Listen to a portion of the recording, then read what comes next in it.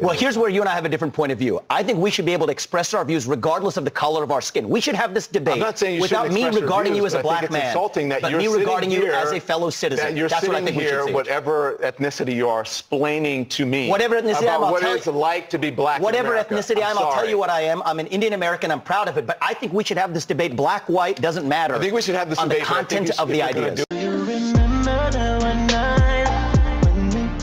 Okay, so Vivek Ramaswamy, he's been discussing immigration lately, and he recently joined Tim Pool's podcast, and he went in depth on some of his ideas and some of his policies. So I want to react to that. And for those of you who don't know who Vivek Ramaswamy is, so he's a Republican. He's running for president 2024, and he's going against these juggernauts, Ron DeSantis and mainly Donald Trump. And he's a young guy. He's done well for himself in the medical industry. And for someone who's really unknown, he's just coming out of nowhere. He's still in his 30s, mid-30s. He's polling decent. He's way behind DeSantis and Trump, but he's polling decent. In fact, he's getting more support than guys who's been in the Senate for the longest, Tim Scott, than Chris Christie, Mike Pence. So he's already beating all these guys, and it's really early, so we'll see how it goes. Some might call him a dark horse in the race, long shot candidate, something like that. So let's get into this. Why are we taking care of somebody else first instead of starting right here at home? Yep. And so their question was, look, I had trouble getting baby formula or sneakers. You've got sneakers and baby formula for people who are showing up illegally into this country, breaking the law. They're getting $7,000 checks. What am I getting? Exactly. Remember the baby formula shortage? All these mothers out here, they were saying, well, just breastfeed, as if it's that easy.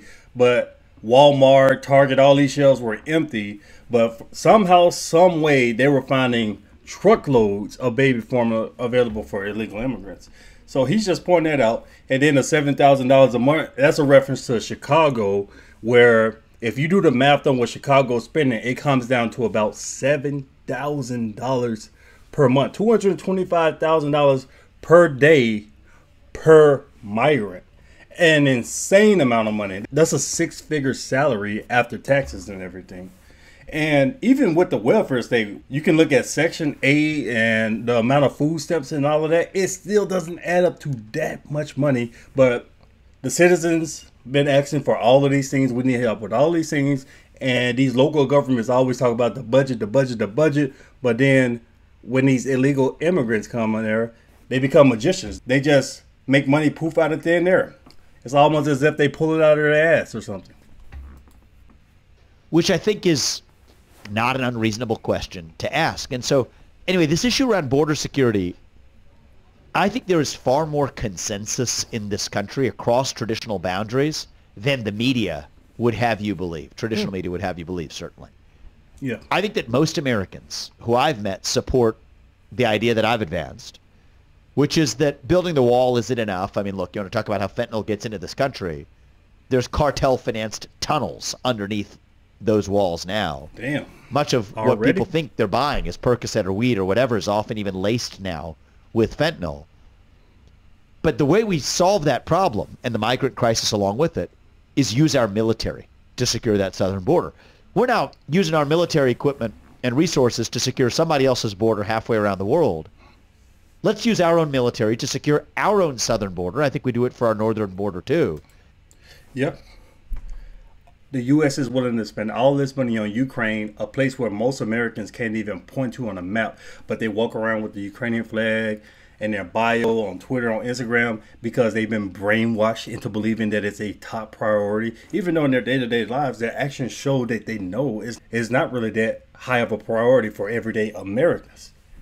But we're willing to spend all this. Why can't we put this same energy into securing the border? I say send 50,000 troops down there to the southern border. Shut it down. Yeah, you need the wall, like he's saying, but you also need the military. I completely agree with him on that. That's how you address the actual crisis. And I think that there's broad consensus around that, because just walk down the list. Do you believe that nations should have borders? Some people haven't. It's not a nation without borders. It's not a nation without borders. That's certainly my belief. But there are certain people who will say we shouldn't have borders and whatever. Okay, fine. Let's smoke that out and get that on the table. But that's a tiny fringe minority of people. Yeah. most people in this country say they want borders, but then if you want borders, then, okay, if you believe in a border, then have a border. Yeah. And if we can't use our own military to secure our own border, that means we don't believe in the existence of the importance of that border in the first place, which is why I said I would close that loop. Yeah, Can I absolutely. ask, would you end birthright citizenship? So I would end birthright citizenship for illegal immigrants. But and not the children, for legal immigrants? And the children of illegal immigrants. Well, what does it mean for everybody else? I mean, we're all citizens, whether sixth generation or first generation in my case. If you're born in this country, you have citizenship if you're born under legal circumstances. Okay, see right here, I'm not sure I completely agree with him on this point because I kind of have a different idea on how things work. We don't want, the part I do agree is illegal immigrants. If you come over here pregnant, you coming over here as part of a baby meal, like that hotel in New York where they were delivering 2 to 3 babies a week with these illegal immigrants. Those babies should not be given birthright citizenship. I completely agree with that. But also, because these people are running game on the country, they know exactly how these laws work and they're taking advantage of it. So I say, if you come into the country, you need to be here being a productive citizen for somewhere between 5 to 10 years before you can start passing birthright citizenship along to your children. Because maybe an illegal immigrant comes here and a year later, 2 years later, they'll have a bunch of kids and all of a sudden these kids are citizens. In fact, they run this game all the time. Like in Tijuana, they cross the border right over to San Diego, right when they're about to give birth. They're residents in Tijuana, but they intentionally go to San Diego just to give birth. It happens at the Texas border too. They're completely running game on Americans based on the American law. And now these people are eligible for all types of benefit from Mexican citizens or whatever country down in Latin America, and oftentimes Chinese, because Chinese also take advantage of the laws by going through the Mexican border. Circumstances. But I think that if somebody comes to this country illegally and has a child while here, I do think we have to end birthright citizenship. But does that mean you deport like a 1-year-old? I think you would do the family. You would take the whole family unit. So I'm strongly opposed to policies that would separate kids from their parents. I think that was discussed even in the Trump administration and otherwise as a tactic for deterring people. Yeah, so they always have to put that in. I don't want to separate kids from their moms. I don't want to separate families and all that, because remember the whole kids in cages thing. But they don't really realize, because oftentimes these politicians are raised in these really nice nuclear family neighborhoods and everybody they know is in these same situations. And a lot of them don't really come from these environments where these parents don't give a damn about their children. In fact, that same hotel I'm talking about in New York, there have been cases where these mothers would intentionally abandon their young children. They're like, okay, I'm already in New York City. The government, the American government, is taking care of my children at this hotel, so I'm out of here. So they would leave, and people won't find out for a week, 2 weeks. Like, where are your parents? Oh, yeah, she's been gone. Straight up abandoned. But here we are. They always cry in sympathy. Oh, we don't want to separate these kids. But oftentimes, these people are from terrible environments. A lot of times, down there in Central America, South America, they're sending their daughters up here. They put them on birth control. They're sending them alone, putting them with coyotes, with strange men, because they're saying, look, you got to go. Because the parent probably down there, they need to get rid of their children because they don't want to have them. Or they're just completely willing to let the child go along and then let whatever happens may. Why are they putting them on birth control? Because they know they're probably going to be trafficked, sold into as slavery. And they know that oftentimes they're raped on their way up to the U.S. border. But they always try to make these guys sound unsympathetic, like they don't give a damn about anybody, because they're saying, why are you separating families? When these families intentionally separate themselves in a lot of cases. People from coming. As a pro-family leader, I will not adopt such a policy, but we will send back the family unit as such. And I think that if you came to this country illegally, the right answer is you have to be sent back to your country of origin, come back through the same legal means, getting in the same line that everybody who's coming into this country legally is already pursuing. So I think there's a couple things that I would make as hardline policies here. End any form of foreign aid to Mexico or Central America until the border crisis is dealt with, period. Yeah. Right? I think that they have not yet borne the consequences of actually a border crisis that actually many of those illegal migrants crossing over aren't even originating in Mexico. They're originating in countries. The majority are not. The majority of people crossing the border are not from Mexico. The overwhelming majority, right? Yes. And so Mexico doesn't face any of that accountability, yet they're still a recipient of that foreign aid. And so I think we have to use economic levers, in this case just turning off foreign aid unless and until they've solved that problem over there. I would end sanctuary cities and funding for sanctuary cities, driving the demand side of. But then you'll be called inhumane. You'll be like, oh, how dare you let these poor people suffer. But these same people who cry like that, they don't understand that you can't save the entire world. There's only so many resources you have, and you don't have the ability. There are billions of people suffering in the world. Are you going to save everybody?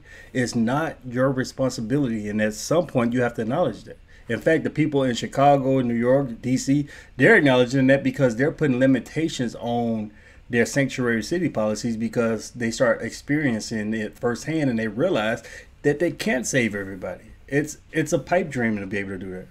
This here in the United States, I would use our military to literally station undeployed troops. We don't need to fight a war somewhere else on the other side of the world. Station them along our own southern border.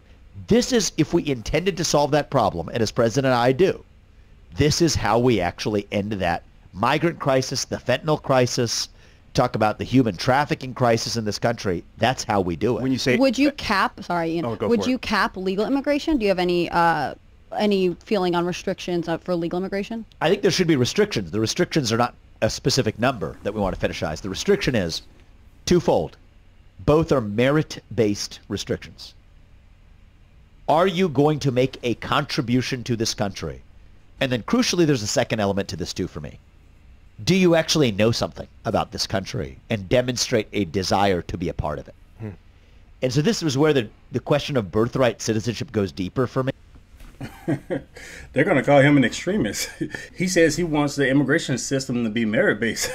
How dare you? You're supposed to let in the people who are just going to be leeches on society. How dare you ask for the brightest minds and people who actually give a damn about the country? How dare you ask that they get priority in the line?